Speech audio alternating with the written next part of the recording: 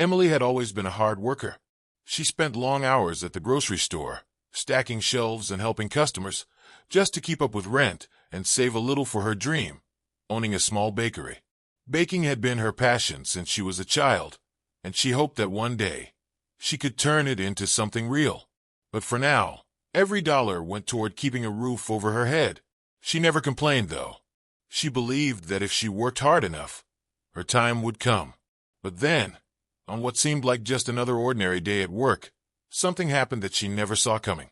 A moment of kindness turned her whole world upside down in a way she never imagined. Every morning, Emily arrived at the grocery store before the doors even opened. She would put on her apron, tie back her hair, and get to work stocking shelves, checking inventory, and making sure everything was in place. Throughout the day, she helped customers find what they needed, always greeting them with a warm smile. No matter how tired she was, she never let it show. She believed in treating people with kindness, even when no one was watching. But behind that smile, Emily carried a quiet struggle. Her paycheck barely covered rent and bills, leaving little room for anything else. Still, she held on to her dream. One day, she wanted to open her own bakery.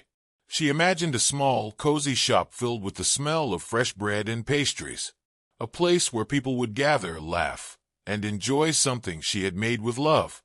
But for now, that dream felt far away.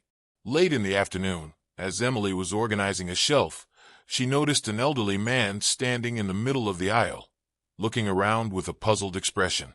He held a small grocery list in his shaky hands, his eyes scanning the shelves, but not seeming to find what he needed. Emily could tell he was struggling, so she stepped away from her task and walked over to him. "Can I help you find something?" she asked with a gentle smile. The man, whose name was Henry, looked relieved. "Oh, yes, dear. I can't seem to find half the things on this list," he admitted with a small chuckle. Emily took the list and guided him through the aisles, picking out each item one by one. As they walked, they chatted. Henry asked her how long she had worked at the store, and Emily, without thinking much of it, shared a little about her dream. She told him about her love for baking and how she hoped to open her own little bakery one day. Henry listened closely, nodding as she spoke. "You have a good heart," he said. "People like you always find a way to make their dreams come true." His words stuck with her more than he probably realized. As Emily placed the last item into Henry's cart, a sharp voice cut through the air. "Emily, what do you think you're doing?" She turned to see Mr. Collins, her manager, marching toward her with a scowl. He glanced at Henry, then back at her, arms crossed. "I'm helping a customer," she explained calmly, still holding Henry's list. "Helping?" Collins scoffed. "It looks like you're just standing around, chatting instead of working. This is a job, not a social club." Emily's stomach tightened. "I wasn't slacking. He needed help finding some things," she said, glancing at Henry, who looked just as surprised as she was. But Collins had already made up his mind. "I don't pay you to waste time," he snapped. "You're fired." The words hit Emily like a punch to the chest. She felt her face heat up as the other employees and customers turned to stare. Her hands shook, but she refused to cry. Not here. Not in front of everyone. Henry stepped forward. "Now, wait just a minute. She was helping me. Firing her over this is ridiculous." But Collins barely even looked at him. "This isn't your concern," he said coldly. Emily swallowed hard. Just like that, everything she had worked for was gone. Emily took a deep breath and turned toward the exit, her mind racing. She had no idea what she was going to do next. Just as she reached for the door, Henry's voice rang out, firm and steady. "Hold on a second." She turned back to see Henry straightening his posture, his tired expression replaced with quiet authority. He looked directly at Mr. Collins. "You don't even recognize me, do you?" Collins frowned. "What are you talking about?" Henry let out a small chuckle.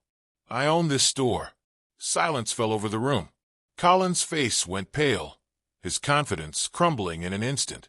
He opened his mouth to speak, but no words came out. Henry shook his head. "We don't need managers who treat good employees like this. You're fired." Emily's eyes widened. She could barely process what she had just heard. Then Henry turned to her and smiled. How would you like to take his place? Emily accepted the offer without hesitation, determined to prove herself. She threw herself into the new role, learning everything she could about managing a business. With Henry's guidance, she gained skills she never thought she'd need: handling orders, managing staff, and understanding the behind-the-scenes work of running a store. Over time, Henry introduced her to his family, and she quickly became close with his son, Daniel. What started as a friendship slowly grew into something deeper. Meanwhile, Emily never let go of her dream. She continued her baking courses, and with Henry's encouragement, she finally opened her own little bakery. The shop became a local favorite, filled with the smell of fresh bread and pastries every morning. People loved not just the food, but the warmth Emily brought to the place. As she stood behind the counter one evening, now married to Daniel and living the life she once only dreamed of, she smiled to herself. One small act of kindness had changed everything. If this story touched your heart, don't forget to hit the like button and subscribe for more inspiring stories. Kindness has the power to change lives. You never know where one small act might lead.